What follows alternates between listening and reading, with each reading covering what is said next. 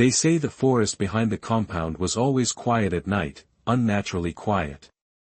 Even in summer, when the wind should have danced through the treetops, when crickets should have filled the darkness with life, that forest remained still. As if it was holding its breath. As if it was waiting. On the night of August 17th, the followers of the solstice path believed the waiting had finally ended. It began shortly after 10:14 p.m., when several members reported hearing what they later described as a distorted hum rising from the tree line. Not mechanical, not animal, something in between. Some thought it was the generator malfunctioning again.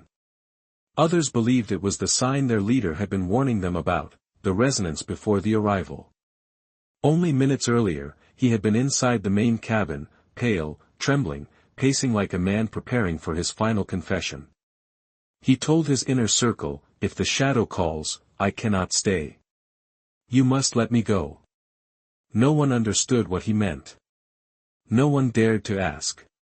Witnesses remembered the air feeling heavy, like the pressure before a storm. The lanterns flickered. Dogs chained near the fence whined and backed away from the woods. By 10:20 p.m., the humming grew louder. Then, as suddenly as it had come, it stopped. A silence so sharp fell over the compound that some followers claimed they could hear their own heartbeat. And that's when one of them realized the leader was no longer inside the cabin. According to first-hand accounts, he was seen standing at the edge of the forest, barefoot, wearing only a thin white shirt, staring into the darkness like something familiar had finally returned for him.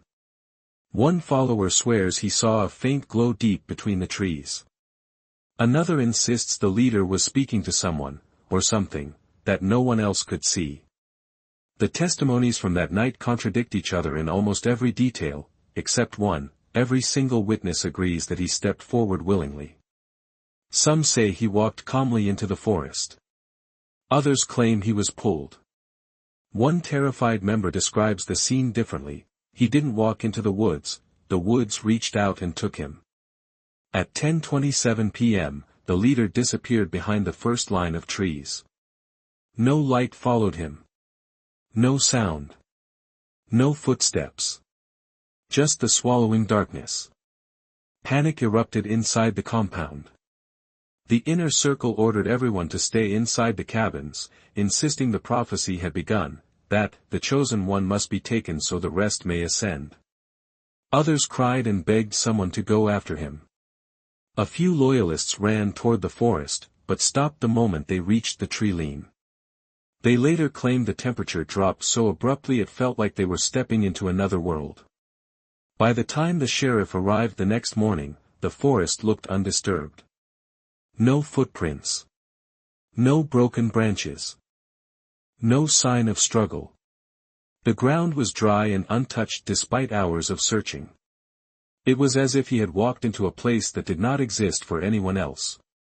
Authorities interviewed all 23 followers. Their stories varied, shifting between fear, devotion, and denial. But investigators noticed something else, something much more unsettling.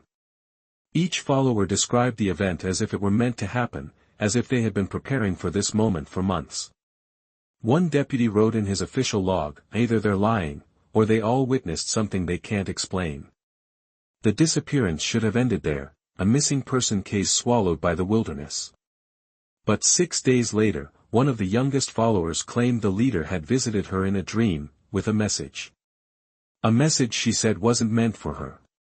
A message she insisted someone else needed to hear. And with that, the mystery of his disappearance only deepened. Before he became the man dozens would call the solstice prophet, he was just Elias Mercer, a quiet boy raised in a house where silence was safer than speaking. His childhood records paint a picture of a life shaped by instability, frequent moves, poverty, and a father known more for his temper than his presence.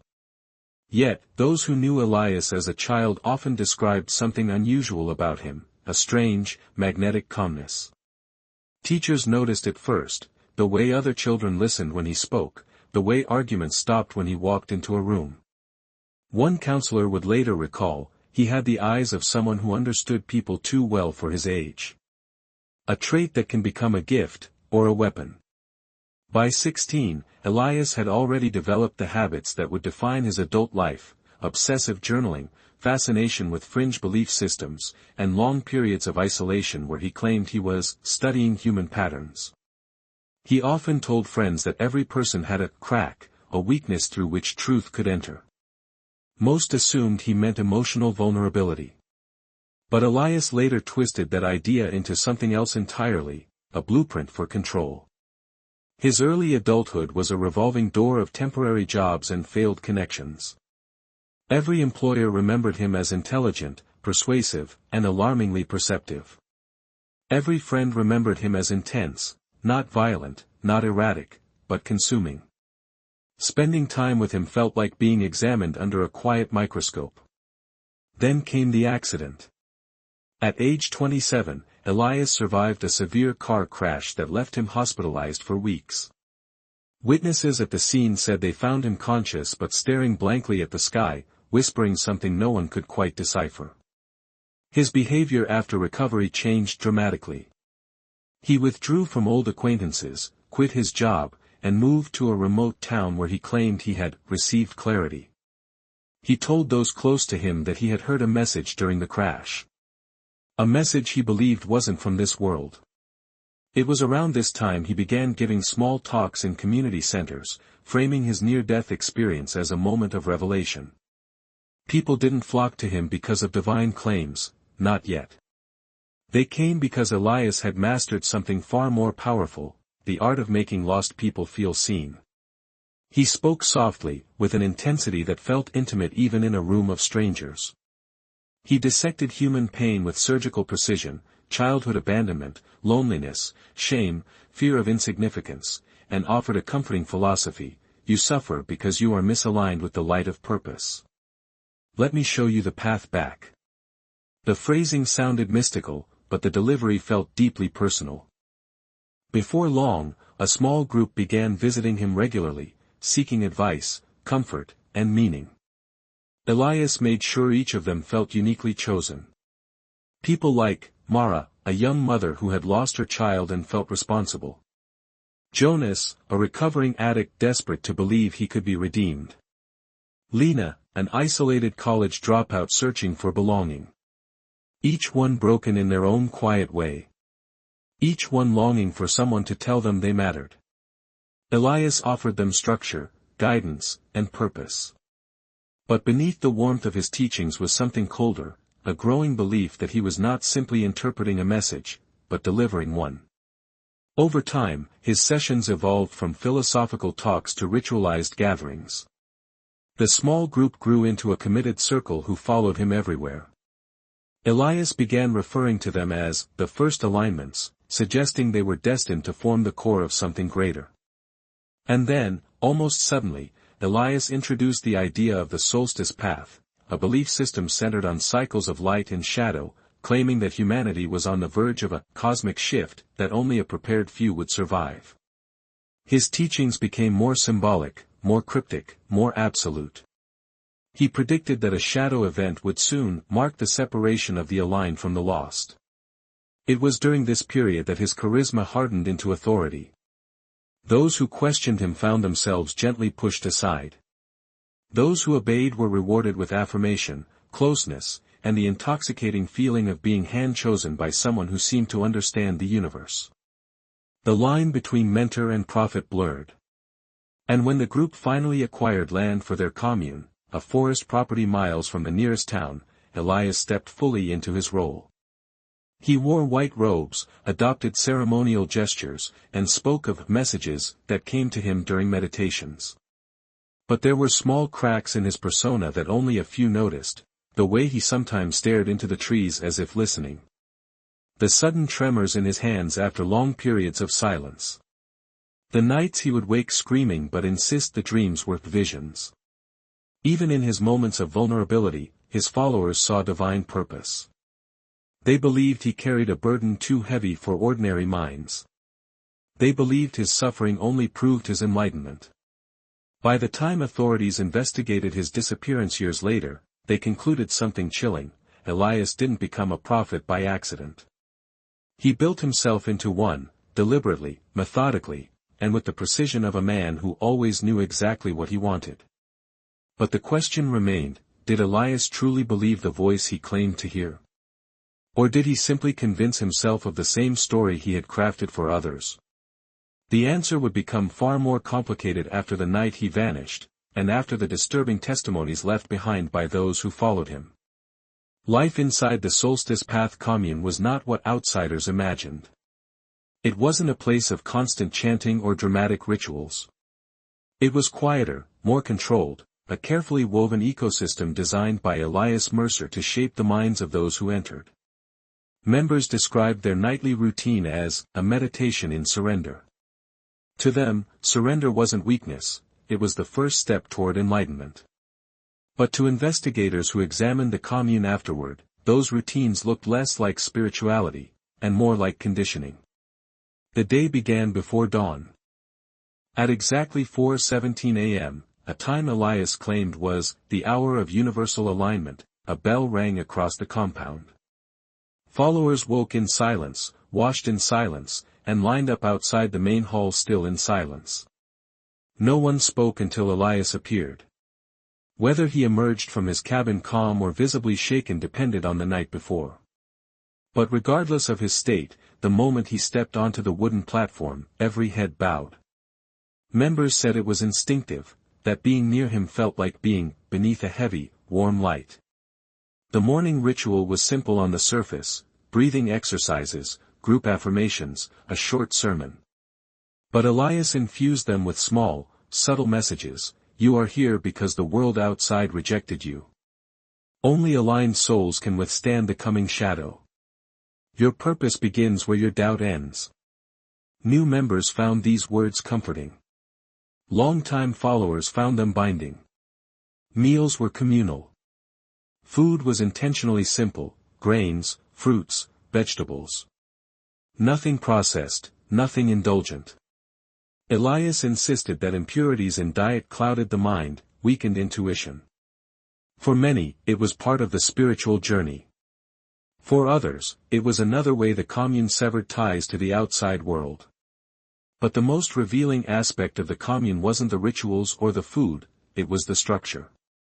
Every follower belonged to a tier, the circles of alignment, the outer ring, new arrivals.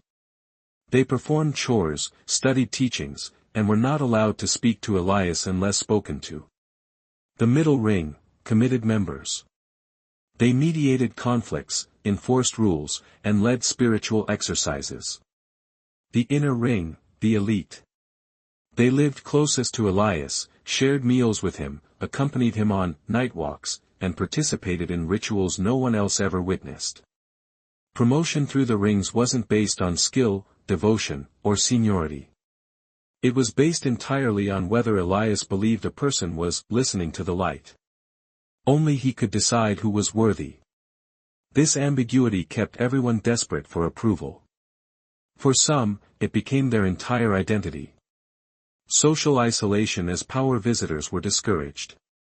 Phones were surrendered at the gate. Letters were filtered through the inner ring. Leaving the compound required Elias's permission rarely granted. Former members told authorities, "We didn't feel trapped, until we tried to leave." That's when the walls appeared. It wasn't physical walls. It was emotional ones. The fear of spiritual failure. The terror of losing purpose. The guilt of abandoning those who still believed. Elias didn't yell, didn't punish violently, didn't threaten damnation. His weapon was disappointment. When someone questioned a rule or expressed doubt, he simply paused, looked at them with tired eyes, and said, "I thought you were further along the path." Those 8 words were enough to break most people. Rituals hidden from the others while the outer and middle rings focused on work and meditation, the inner ring operated in secrecy. Members who later defected described nighttime gatherings held deep within the woods. These gatherings were not aggressive or wild, they were unervingly calm. A circle of stones. Dim lanterns arranged in patterns. Elias standing barefoot, eyes closed, whispering phrases no one else understood. According to inner ring testimonies, these rituals grew stranger as months passed. Elias began claiming he could hear messages in the soil, feel vibrations beneath the roots, and sense alignment approaching. Some believed he was experiencing spiritual enlightenment. Others quietly wondered if he was losing his grip on reality. But no one challenged him. Not openly. Moments of kindness, and moments of fear. Followers often described Elias as gentle, attentive, soft-spoken, patient. He comforted the grieving, counseled the broken, and celebrated small victories. These moments forged emotional bonds far stronger than fear or manipulation. But there were darker moments too. Times when Elias withdrew into himself. Times when he stared into the trees for minutes without blinking. Times when he whispered, "It's getting louder." Members would ask, "What's getting louder?" But he never answered. One middle ring member recalled waking one night to find Elias standing outside her cabin, barefoot, eyes wide, as if he had sleepwalked through a nightmare. He only said, "They're watching us now." He never clarified who they were. Unexplained events. Several members reported strange occurrences inside the commune, animals refusing to approach the northern woods, a persistent metallic buzzing at random hours, cracks appearing in the soil despite no seismic activity, the feeling of being observed when alone. Elias encouraged followers to interpret these incidents as signs of approaching alignment. But some felt a growing dread instead. One outer ring member secretly kept a journal, a forbidden act. In it, she wrote, "There is something wrong here. Not just with him. With this place. The forest feels hungry."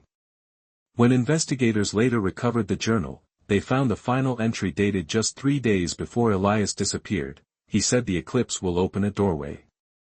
I think he wants to walk through it." The last weeks before the vanishing tension thickened inside the commune as Elias became increasingly unstable.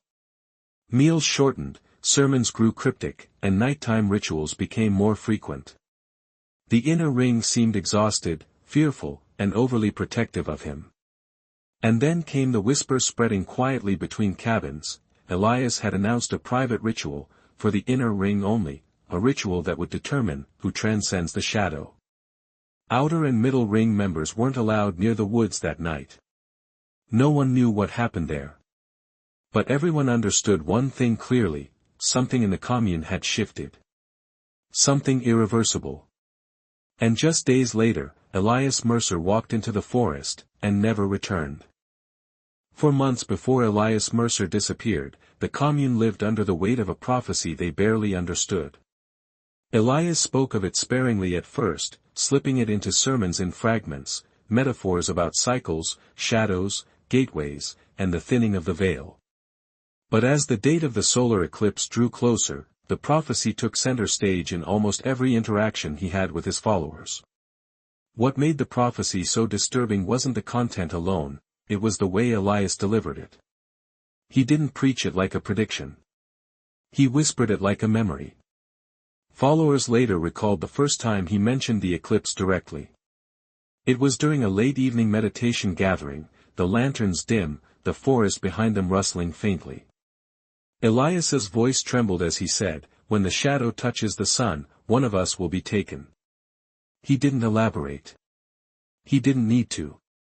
The words hung over the group like a cold breath, sending a ripple of unease through every member. No one asked who would be taken. No one dared. In the weeks that followed, Elias grew increasingly obsessed with the upcoming astronomical event. He spoke as if the eclipse wasn't merely a natural phenomenon but a cosmic appointment, a moment arranged long before any of them had been born. He claimed the eclipse would signal the alignment of paths, though no one knew what that meant. Each week, his explanations became more abstruse, more symbolic, and, to some followers, more alarming. He described visions of the sun turning black, of the sky humming with energy, of voices rising from the earth. "The shadow is not darkness," he said one morning, "it is the test. The world will not end. But for one of us, the path will." Some followers believed he spoke metaphorically. They assumed being taken meant spiritual transcendence. Others whispered fearful theories in the dark. Perhaps he foresaw a death, perhaps an abduction, perhaps a sacrifice. The uncertainty became its own form of torment. By this time, Elias's physical and mental state was deteriorating. Members noticed his hands shaking during sermons, his eyes moving rapidly as if tracking something no one else could see. He slept less, meditated more. Sometimes he was found muttering into the trees. Sometimes he collapsed during rituals and later claimed he had crossed briefly into shadow. One inner ring member revealed to investigators that Elias had stopped eating full meals, claiming food felt too heavy for this stage. Another recalled a night when he woke screaming, insisting that the messenger was at the door. Yet when they checked, no one was there. Despite these unsettling behaviors, the prophecy did something powerful. It tightened the leash around the group. Followers became more obedient, more reverent, more afraid of misalignment. They believed the eclipse would judge their worthiness. They wanted Elias's guidance more than ever, and he used that dependence to reshape the commune structure into something more rigid and secretive. Elias held private meetings with the inner ring, meetings that lasted hours and often ended with members emerging pale and teary-eyed. When questioned, they always repeated the same phrase, "The message isn't ready to be shared." One of the younger followers, Mara, confessed years later that she saw Elias writing pages of symbols and diagrams that looked nothing like his earlier teachings. Circles overlapping circles. Jagged lines connecting sun-like shapes. Words crossed out violently in red ink. At the bottom of one notebook page, 2 chilling sentences were scribbled: "The door opens for the chosen. If I hesitate, it will choose another." Some followers were captivated by his growing intensity, convinced it proved he was receiving divine instruction. Others felt the tension spreading like invisible smoke, clinging to every conversation and every ritual. A few even considered leaving the commune but hesitated, partly out of fear, partly out of guilt, and partly because Elias hinted that walking away before the eclipse meant forfeiting salvation. Then came the escalation, unignorable, dramatic, and frightening. 10 days before the eclipse, Elias called an emergency gathering in the woods. His voice shook with excitement and dread as he revealed that the prophecy was not symbolic but literal. "The shadow will touch the sun," he declared, "and the messenger will arrive. One of us must follow it. It cannot be resisted." Whispers spread rapidly through the circle. Some cried. Some knelt. Others stared into the darkness with hollow eyes, unsure whether to fear the prophecy or their own leader. And then Elias said the line that changed everything: "I have been told who it will take." But he refused to say who. From that moment onward, the commune lived on a knife's edge. Every interaction, every sermon, every ritual seemed to hint at a coming reckoning. Elias spoke with increasing urgency, warning followers to purify themselves, to shed attachments, to accept whatever fate awaited them on the day of the eclipse. His paranoia worsened. He accused shadows of moving when they shouldn't. He claimed to hear whispers from the soil. At one meal, he abruptly stood up, stared at the sky through the window, and whispered, "They are close now." But the most unsettling development came 3 nights before the eclipse. Jonas, a middle ring member, secretly recorded one of Elias's nighttime rants, a forbidden act that he later confessed to investigators. On the tape, Elias can be heard pacing, breathing rapidly, muttering, "It wasn't my prophecy. I didn't write it. I only heard it. They gave it to me. They gave it to me because I listened too closely." And then, in a trembling whisper, "I never asked to be chosen." The recording abruptly ends with a loud thud, followed by silence. Jonas never showed the tape to anyone in the commune. He was too afraid, not of Elias, but of what might happen if Elias found out someone knew the prophecy wasn't his. The day of the eclipse arrived like a silent storm. Members described waking with a feeling of electricity in the air, as if the forest itself were vibrating beneath their feet. Elias was nowhere to be seen during the morning rituals. He emerged only hours before the event, barefoot, pale, trembling, but with an expression that could only be described as surrender. He told his inner circle to prepare. He told the others to witness. And he told everyone the same haunting sentence: when the shadow touches the sun, you must let the chosen one go. No one understood the full meaning of those words, until Elias Mercer stepped into the forest and vanished.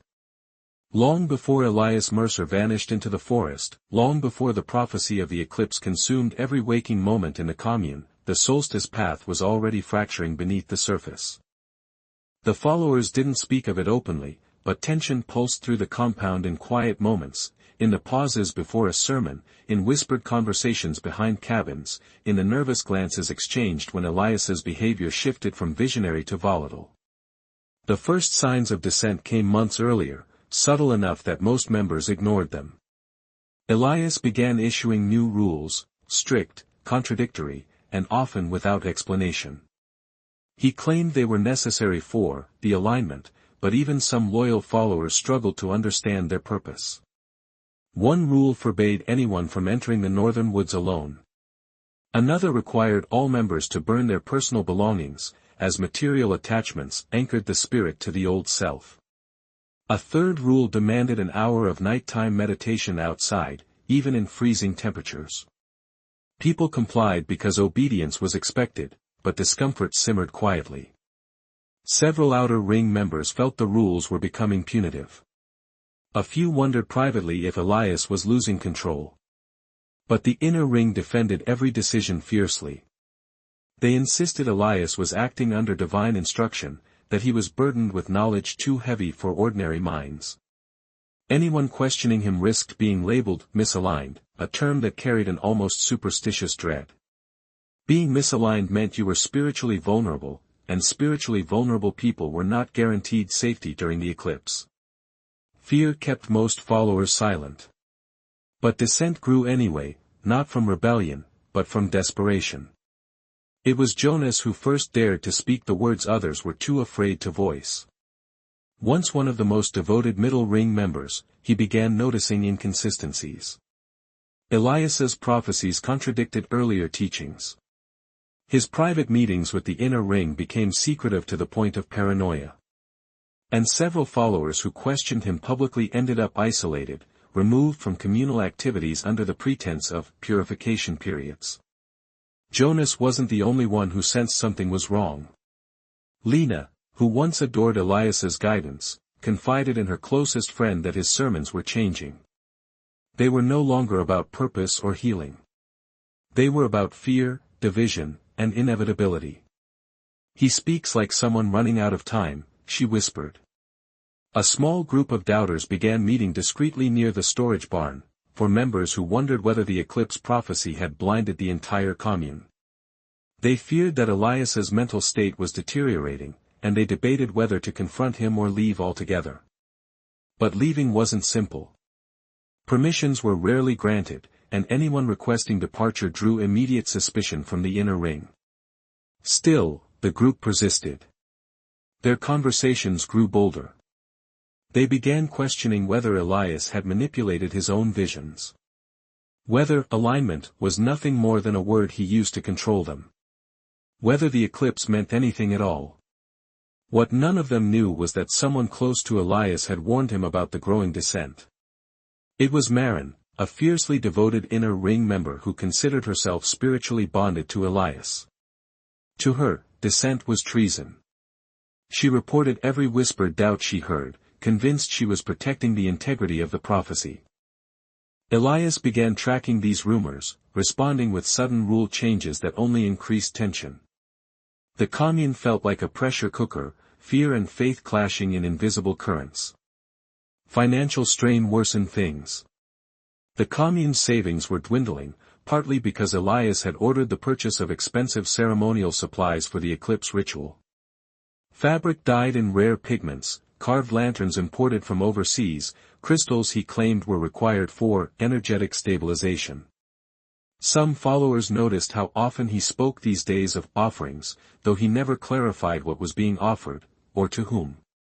With growing expenses and dwindling resources, stress crept into daily life. Meals became smaller. Work grew harder. Elias demanded longer hours in the fields despite winter approaching. It was during this period of instability that several members mysteriously disappeared from the commune. Their absences went unacknowledged, brushed aside with vague statements like, they were not ready for the path. No one questioned it openly. But fear settled into everyone's bones. And then, amid the chaos, someone attempted something bold, a coup, subtle but unmistakable. Jonas and 2 others drafted a message intended for outside authorities. They believed Elias was unstable and feared what might happen during the eclipse event.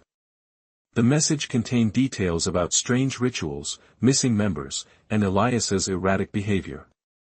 They planned to send it secretly through a supply driver who visited once a month. But before they could deliver it, the message was discovered. No one confessed to taking it. No one returned it. No outsider ever received it. Instead, the atmosphere inside the commune changed overnight. Elias delivered a sermon the next morning that chilled even his most loyal followers. "Shadows have entered the path," he said. "There are those among us who seek to distort the message. The unaligned will be revealed before the eclipse." It felt less like prophecy and more like a threat. After that sermon, several dissenters reported being followed, watched, or reprimanded for minor infractions. Inner ring members began holding closed-door meetings late into the night. The doubters realized their questioning had been exposed. And yet, in the midst of paranoia, something else surfaced, something that would haunt investigators for years. One evening, Jonas secretly placed a recording device inside Elias's cabin. He knew the risk. If caught, he'd be removed from the commune entirely. But he needed answers. He needed proof that Elias was losing his grip on reality. He left the device running for hours. When he retrieved it, the recording captured something no one could explain. First, Elias mumbling to himself, fragmented phrases about voices, messages, and a bridge that would open during the eclipse. Then his voice shifted, becoming sharper, almost panicked. He whispered, "You promised it would be me." A long pause. Footsteps. Breathing that did not belong to Elias. And then a low, faint, unidentifiable sound, a layered tone resembling a distant mechanical hum or something alive trying to speak through static. Whatever it was, it lasted only seconds, but was enough to terrify Jonas. He deleted the recording immediately. He never told anyone in the commune what he heard. He only said one thing to Lena later that night, "We're not safe here anymore." But leaving was no longer an option. The inner ring had tightened control. Suspicion clouded the compound. And Elias's prophecy was nearing its climax. The days leading up to the eclipse would push the commune to its breaking point, tearing loyalties apart and driving the leader into his most unstable state yet. And when the night of the ritual arrived, the tension that had been growing quietly for months finally erupted, setting the stage for Elias Mercer's disappearance, and the horrors that would follow. The day Elias Mercer disappeared began with an uneasiness that settled over the commune like a thick fog, heavy and suffocating. No one could pinpoint the exact moment when the air changed, but everyone felt it. Birds that usually perched along the fence posts were absent. The wind, normally sharp at that time of year, was strangely warm. And the forest, always eerily quiet, felt watchful. Followers woke earlier than usual, some claiming they heard footsteps outside their cabins before dawn. Others said they sensed movement in the woods, despite seeing no one when they looked out their narrow windows. Whatever the truth was, it created a tension that spread between members long before Elias himself appeared. When he finally emerged from his cabin, the shift in atmosphere became unmistakable. Elias looked different, solemn, pale, and withdrawn, as if he had risen from a sleepless night filled with visions that left him exhausted. His bare feet were dusted with soil even though none of the followers had seen him outside earlier. His hair was damp, and his pupils looked dilated, reflecting a distant emptiness. Members who saw him first described the same thing: Elias wasn't just quiet. He looked like a man standing on the edge of a decision he had already made. The morning ritual was delayed. Elias stood on the wooden platform but didn't speak. His hands trembled, and he avoided eye contact with the followers gathered before him. After nearly a full minute of silence, he whispered, "The shadow is coming faster than I expected." He didn't elaborate. Instead, he dismissed the ritual entirely and instructed everyone to remain near the main hall for the day. The eclipse would occur later that afternoon, and Elias said the commune needed to prepare. But preparation was never defined, and confusion became another source of unease. By midday, the tension had grown unbearable. Elias spent hours walking the perimeter of the compound, stopping frequently to stare into the tree line, his lips moving as if he were speaking to someone no one else could see. When a middle ring member, Arlo, approached him with concerns about supplies running low, Elias didn't respond. He didn't even look at him. He only raised a hand toward the forest and said softly, "They are close." Arlo never forgot the way Elias said it, not with fear, but with a strange mixture of anticipation and resignation. Around noon, Elias gathered the inner ring inside the main cabin. The meeting lasted nearly 2 hours. Through the thin walls, some followers heard fragments of what sounded like an argument. One voice, likely Marin's, pleaded, "You don't have to do this." Another voice, shaky and unfamiliar, whispered, "It's already chosen." When the meeting ended, the inner ring looked shaken. 2 members were crying. Another refused to speak for the rest of the day. But the most jarring detail came from Lena, who claimed she saw Elias clutching a folded piece of paper as he exited the cabin, a paper he then burned immediately in the ritual fire pit without showing anyone. As the eclipse approached, the sky began to dim. A strange hush fell over the woods. Even the wind felt stilled, held in suspension. People gathered in small groups outside the main hall, whispering anxiously. Some prayed. Some watched the sky with trembling hands. Others, particularly the dissenters who had recently begun questioning Elias, felt a rising panic they couldn't shake. At 4:06 p.m., when the first sliver of the sun began to disappear behind the moon, the world seemed to pause. That was when Elias finally reappeared, barefoot, wearing a thin white shirt despite the dropping temperature. His expression was serene, but his eyes held something darker, something hollowed out. He asked everyone to gather in a large circle facing the forest. Followers obeyed. Even the dissenters were too paralyzed by the strange energy of the moment to resist. Elias stepped into the center of the circle and lifted his trembling hands. His voice was nothing like the confident sermons he once gave. It was soft, wavering, almost fragile. "This is the moment we have been prepared for," he said. "The shadow touches the sun, and the path divides. One of us will be taken. This is not a punishment. It is an ascension." Murmurs rippled through the crowd. Some cried openly. Others froze in place, unable to comprehend the gravity of his words. Elias looked around the circle slowly, deliberately, meeting the eyes of his followers one by one. Some later said they felt seen. Others said they felt judged. But Lena, who stood near the back, insisted that when his gaze reached her, there was something desperate in his expression, as if he wanted to say something he couldn't. Then he stepped toward the forest. At first, it looked like he was simply walking. Calm. Controlled. Peaceful. But several members noticed he no longer looked hesitant or conflicted. He looked like a man following instructions. A man guided by something only he could perceive.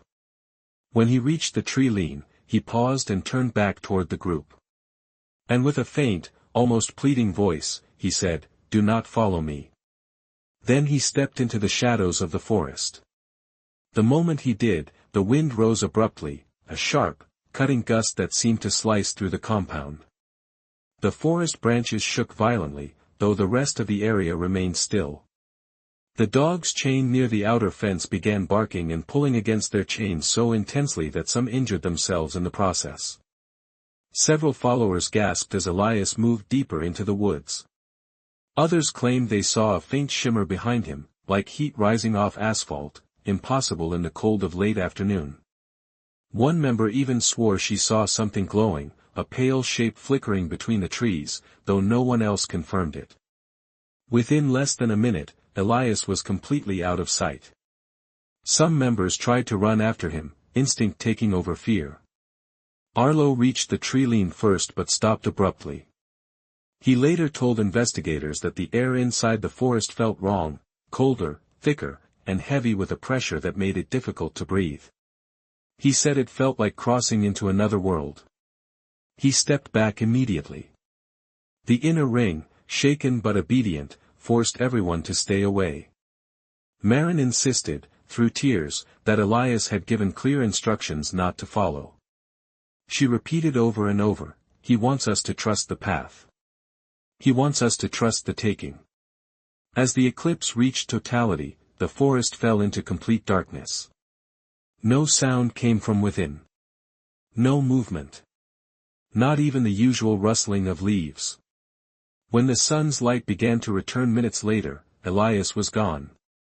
The inner ring waited for him to emerge. The middle ring begged to begin a search. The outer ring cried, some falling to their knees in terror or grief. But Elias did not return. Hours passed. Then a full night. Then another. By the time dawn of the next day broke over the compound, panic had fully replaced faith. Conflicting stories began to spread. Some claimed Elias had walked calmly into the deepest part of the woods.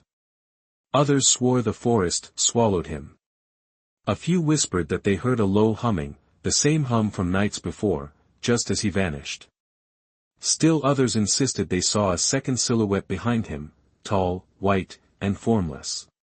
No two testimonies matched. No single detail aligned.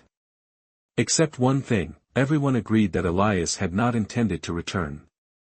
When authorities eventually arrived, their search revealed nothing, not a footprint, not a scrap of clothing, not a single piece of physical evidence that Elias Mercer had ever walked into that forest. It was as if he had stepped off the edge of the world. And the followers, they believed something else had stepped in to claim him. The moment authorities were notified that Elias Mercer had vanished, the sheriff's department responded with a level of urgency that surprised even the followers. They had expected skepticism, maybe even mockery. After all, missing cult leaders rarely prompted sympathy from local law enforcement. But something in the frightened voices of the callers, something in the fragmented accounts they gave, convinced the sheriff that this wasn't a case that could wait. Deputies arrived just after sunrise, their vehicles kicking dust into the cold morning air. The compound was silent when they stepped out, not peaceful silence, but the kind that settles after something unimaginable has occurred. The followers stood in clusters, pale and trembling, as if afraid to speak too loudly. Most refused to meet the deputies' eyes. Some kept glancing toward the forest, their expressions filled with dread. The sheriff began with basic questions. When did he go missing? Which direction did he go? Did anyone follow him? But every answer only deepened the confusion. Each follower offered a slightly different version of the event. Some said Elias had walked into the woods calmly. Others insisted he had been pulled. A few even claimed they heard a strange hum, a sound they described as layered, unnatural, almost metallic. By the time the deputies finished taking statements, the sheriff realized he was dealing with something far more complicated than a simple disappearance. He ordered an immediate search. Search dogs were brought in first. Trained, disciplined animals with an almost flawless track record. Deputies watched with confidence as the dogs sniffed the ground near the tree lean where Elias had last been seen. But something was wrong. The dogs hesitated. Whined. Circulated in confused loops. One of them lowered itself to the ground as if frightened by a scent too disturbing to pursue. Handlers tried again, encouraging them to pick up the trail, but the dogs refused to move deeper into the woods. They resisted so violently that one handler was scratched on the arm. It wasn't normal behavior, not for these dogs, not for any train tracker. Still, the search pressed on. Deputies formed lines, carefully combing through the forest. Branches snapped under their boots. Flashlights cut through the dimness.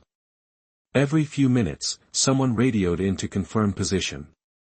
The forest felt colder under the canopy, unnaturally cold for early autumn. More than one deputy remarked that it felt like stepping into a different season. Yet despite hours of searching, the team found nothing. No footprints in the dirt. No torn fabric caught on branches. No sign of a struggle. Not even the faint print of a bare foot, which, given Elias was often barefoot, puzzled the investigators immensely. The sheriff grew increasingly frustrated. How does a man walk into the woods and leave nothing behind? But no one had an answer. By early afternoon, additional resources arrived, drones, volunteers, even a small team of state investigators who happened to be in the region. The search radius expanded. Maps were drawn and redrawn. Paths were marked and scanned repeatedly. And still, nothing. It was as if the forest had swallowed Elias whole. Some volunteers from nearby towns remarked on a strange feeling as they searched, a sensation of being watched. A few said they heard faint whispers or soft rustling, only to find no wind moving through the trees. One volunteer described the forest as too quiet, too clean, as though nature itself had been disturbed into silence. By evening, search teams returned to the compound exhausted, muddy, and deeply unsettled. The followers greeted them with anxious anticipation, but when deputies reported no findings, despair rippled through the group. Some members cried openly. Others collapsed to their knees, praying. The inner ring kept their composure, but their expressions revealed cracks of fear they struggled to hide. One deputy noted something unusual in his field log: followers appear terrified not that he is missing, but that he may return. The sheriff dismissed it as misinterpretation, but several investigators later admitted they noticed the same unsettling detail. Whatever this group had believed was going to happen during the eclipse, they seemed just as afraid of the possibility that Elias might come back as they were of the fact he was gone. The next morning, the search intensified. Helicopters flew overhead, sweeping the forest with infrared scanners. Divers combed through a nearby lake. Teams ventured deeper into the woods, far beyond where Elias was last seen. And finally, after nearly 2 days of fruitless searching, something was found, but it wasn't what they expected. A search volunteer discovered a small object buried in the soil near an old service trail, nearly 5 miles from the commune. It was a wooden pendant carved with the solstice path symbol, a half-sun, half-shadow sigil Elias always wore around his neck. The pendant looked freshly dropped. No dirt embedded in the grooves. No signs of weathering. As if it had been placed there recently. But no trace of Elias was found anywhere nearby. No footprints. No signs of travel. No broken branches or disturbed vegetation. Investigators struggled to explain how the pendant traveled miles from the last known sighting without any physical evidence connecting the two locations.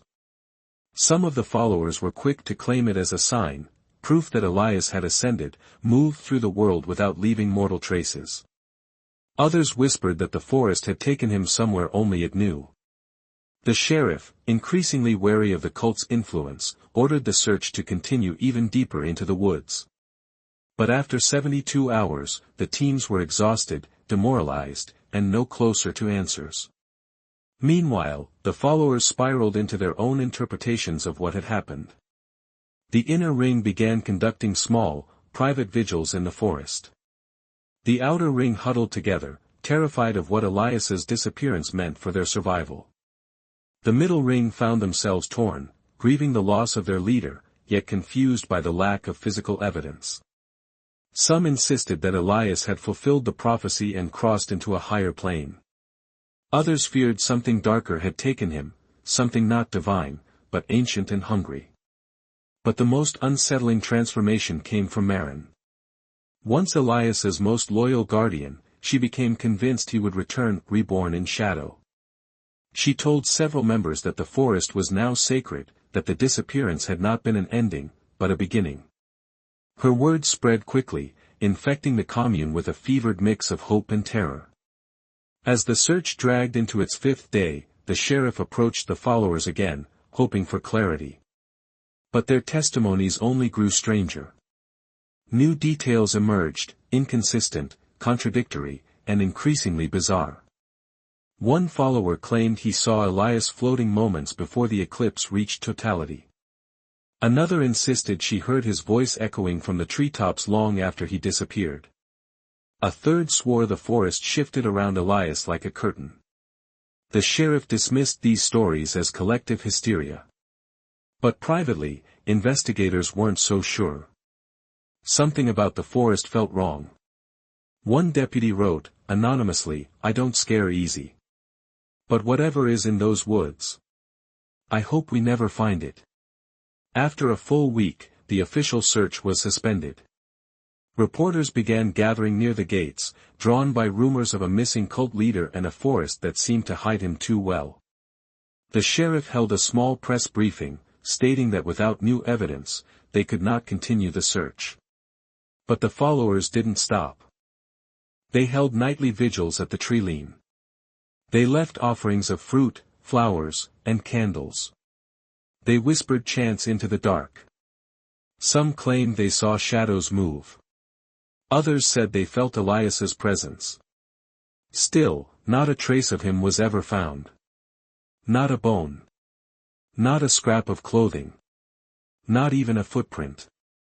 It was as though Elias Mercer had walked into the woods and simply ceased to exist, leaving behind only frightened followers, unanswered questions, and a forest that held its secrets too tightly. And just when the investigation seemed cold, a new revelation surfaced, one that would turn the entire case in a chilling new direction. In the days following Elias Mercer's disappearance, the commune shifted in ways that were both immediate and unsettling, as if the entire group had passed through a veil and emerged somewhere unfamiliar. The first transformation was silence. A heavy, suffocating hush blanketed the compound, broken only by soft crying or quiet prayers. People moved slowly, cautiously, like they feared disturbing something invisible lingering around them. At first, the followers tried to maintain their daily routines, but nothing felt the same. The morning bell rang without conviction. The usual songs of alignment were whispered rather than sung. Meals went uneaten. Conversations halted halfway through sentences. It was as if Elias's absence had drained the air of purpose, leaving everyone adrift. But the deeper transformation came not from grief, it came from uncertainty. Half the commune believed Elias had ascended. They spoke of him with trembling admiration, claiming his disappearance was the fulfillment of the prophecy. They insisted he had been chosen, taken by a divine messenger to lead the next phase of enlightenment from another realm. Some even argued that searching for him had been wrong, a betrayal of the path. The other half lived in fear. These were the ones who witnessed his gradual unraveling, the strange rituals, the trembling hands, the muttered conversations with unseen forces. They remembered the inconsistencies, the paranoia, the unexplained disappearances of other members. For them, Elias's vanishing was not a holy event, it was a warning. Something had gone terribly wrong, and whatever took Elias, or whatever he had followed, could still be out there. This divide cracked the commune into two psychological worlds, one that worshipped his disappearance, and one terrified of it. The inner ring immediately seized control, stepping into the vacuum Elias left behind. Marin emerged as the de facto leader, though she never declared it outright. She simply acted, issuing instructions in the same tone Elias once used, adopting his phrasing, invoking his teachings. She claimed Elias had spoken to her in a dream on the night after he disappeared. According to her, his message was simple: continue the path. I am watching. Those words spread like wildfire.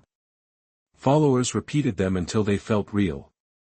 Marin's dreams became a new source of prophecy, one the believers clung to desperately. She encouraged rituals more frequently now, sunrise vigils, night meditations, silent meals. The emphasis was no longer on preparation for the eclipse, it was on preparing for Elias's return.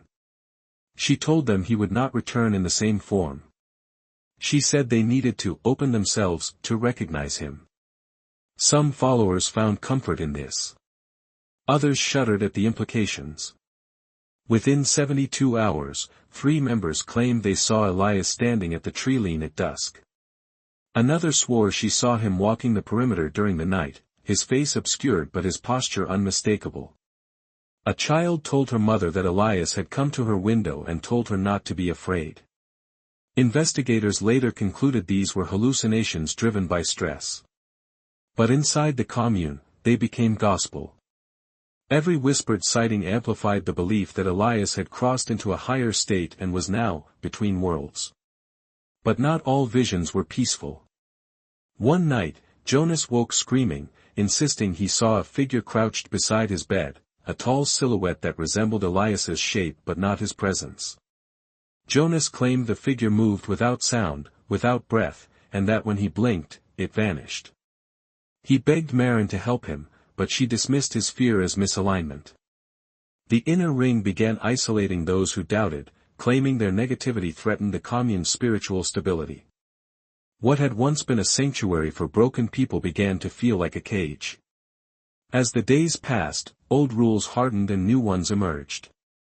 Members were told to avoid speaking of Elias with fear. They were forbidden to discuss the possibility that he was dead. They were instructed to attend nightly gatherings where Maren interpreted messages she claimed came from Elias. Her prophecies grew increasingly ominous. The shadow that came for him watches us now. Only the faithful will be protected when he rises again. Doubt invites the darkness. Those statements infused the compound with anxiety that seeped into every corner. Followers slept in groups for comfort. Some refused to go outside after sundown. Many left offerings at the forest's edge, flowers, food, hand-carved tokens, begging whatever had taken Elias to spare them. The emotional unraveling became most evident when 2 members attempted to flee. They packed bags quietly, slipping toward the gate just after midnight. But someone saw them. The inner ring intercepted the pair and brought them before Maren. Instead of punishing them, Maren spoke gently, "You don't need to leave. The fear is temporary. Elias is protecting us." But the next morning, both individuals were gone. The inner ring claimed they chose to walk another path. Others whispered a far darker theory, that they hadn't left willingly. Their disappearance sparked panic. Members argued, cried, prayed, accusing one another of drawing the attention of the shadow. Some begged Maren for guidance. Some begged her for permission to leave. She granted neither. The commune grew even more fractured when Lena, one of the most sensitive members, confessed to Jonas that she believed Elias's final days were not holy visions, but the signs of a man haunted. She said the forest felt wrong, that the air seemed thicker since the eclipse, and that she felt watched whenever she walked alone. Jonas admitted something he had kept secret for days. He had once recorded Elias rambling in the cabin, and the tape captured another presence, something breathing, something low and layered. He told Lena he wished he could unhear it. Word spread quietly. The more frightened members began to gravitate toward Jonas, seeking protection, answers, maybe even an escape route. Meanwhile, Maren's faction saw Jonas as a growing threat, a crack in the foundation of faith that could bring the entire commune collapsing. Lines were drawn. Whispers sharpened into suspicions. Former friends turned watchful. The commune was no longer united by belief, it was divided by terror. As if sensing the brewing chaos, Maren delivered a final, chilling prophecy during a nighttime gathering. The shadow took him because he was chosen. But if we fail the path, it will return for another. That sentence froze every heart in the circle. It no longer mattered whether Elias had ascended, been taken, or simply lost himself in madness. The fear of what might return, and who it might claim next, wrapped around the commune like a tightening noose. Days later, 2 former members escaped through an unguarded supply trail. When authorities found them, exhausted and shaking, they claimed they had fled not because Elias disappeared, but because the followers left behind were becoming something far more dangerous than Elias had ever been. When the two escaped members were found wandering along the county highway, dehydrated, trembling, and barely coherent, authorities realized the situation at the commune had escalated far beyond a missing person case. Their statements were fragmented, filled with contradictions, but one thing was clear: they were terrified not of Elias's disappearance, but of what the others were becoming. The sheriff's department returned to the compound with renewed urgency, this time accompanied by investigators trained in cult de-escalation and psychological assessment. The moment they stepped onto the property, they sensed the change. The followers who once stared blankly or silently prayed now watched the officers with hollow, guarded expressions. A few stood in tight clusters, whispering frantically. Others backed away as if the officers carried disease. But the most unsettling reaction came from the inner ring. They gathered at the porch of the main cabin, forming a human barrier around the entrance. Their stances were rigid. Their eyes were sharp. And Marin stood at the center, calm, composed, almost regal, like someone who had already accepted her role as the successor of a vanished messiah. The sheriff attempted diplomacy first. "We're here to check on everyone's safety," he said. But Marin responded with icy composure, "We are safe as long as we are not interfered with." Her tone raised alarms immediately. The investigators knew that kind of confidence rarely came from stability. It came from indoctrination. Authorities requested private interviews with several members, but the inner ring resisted fiercely. They insisted every conversation happen in their presence. They claimed the followers were spiritually vulnerable and couldn't risk being contaminated with external doubt. That phrase alone confirmed the sheriff's growing fear: they were losing control of the group, and quickly. Still, the investigators pushed. One by one, members of the middle and outer rings were separated and questioned. Away from Marin's watchful stare, cracks in the commune's stability widened. Many followers broke down crying. Some begged to leave. Others confessed they hadn't slept in days, terrified the same force that took Elias would return. A few whispered that the inner ring had been conducting nightly rituals deep in the woods, rituals they believed were meant to call Elias back. But the most disturbing testimonies came from those closest to Elias before he vanished. One former inner ring member, thin, shaking, and speaking in a voice barely above a whisper, revealed the first chilling truth: Elias wasn't preparing us for ascension. He was preparing to leave us. She explained that in the final months, Elias had expressed doubts about the commune. He confided that the path was becoming a burden, that the followers demanded more from him than he could give. He claimed the voices he once trusted were becoming erratic, turning from guidance into torment. He said he didn't know if the messages were divine anymore, she said. He didn't know if they were even real. Investigators leaned in at this point, sensing the core fracture. According to her, Elias had planned to disappear, not into the woods, not into a prophecy, but into a new identity. He wanted to escape the responsibility that had consumed him. The eclipse, she said, was meant to be a symbolic moment, a dramatic exit he believed would release him from leadership. But something changed in the days leading up to the event.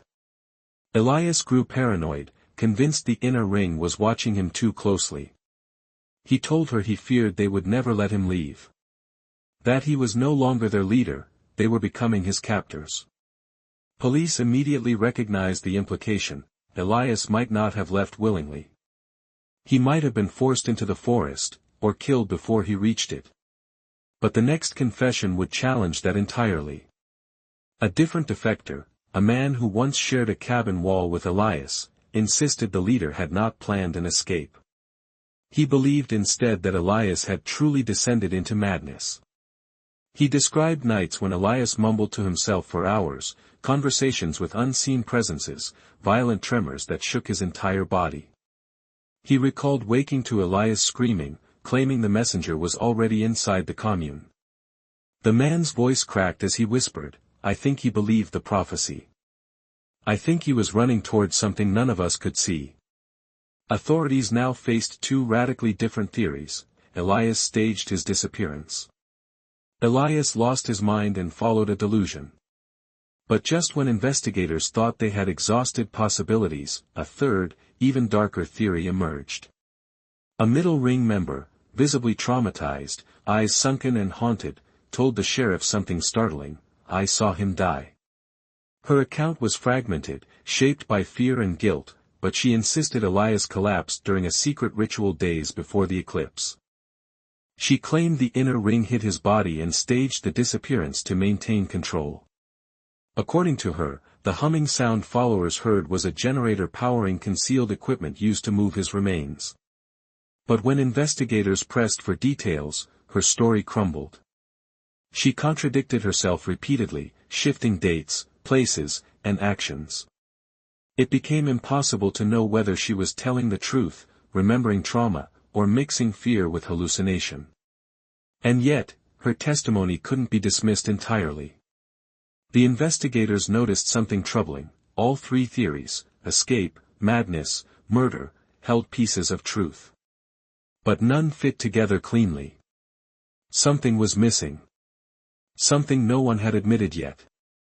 When the sheriff confronted Marin with these inconsistencies, she smiled in a way that made several deputies uneasy. She didn't deny any accusation. She didn't defend the commune. Instead, she said quietly, "You are trying to understand a world your minds aren't meant to enter." The statement was enough to justify a full search of the cabins. Inside Elias's quarters, they found journals filled with incoherent drawings, references to the shadow, and pages ripped out violently. Under his bed, they found a hidden notebook containing scattered sentences like, "It wants a vessel. The door opens soon. If I resist, it will choose another." In another room, investigators found a crude wooden effigy, humanoid in shape, covered in soot, surrounded by burnt candle wax. The effigy's face was carved in Elias's likeness. The deeper the search went, the clearer it became: the inner ring had been concealing far more than dissent. They had been performing rituals. They had been controlling narratives. They had been preparing for an event they still refused to name.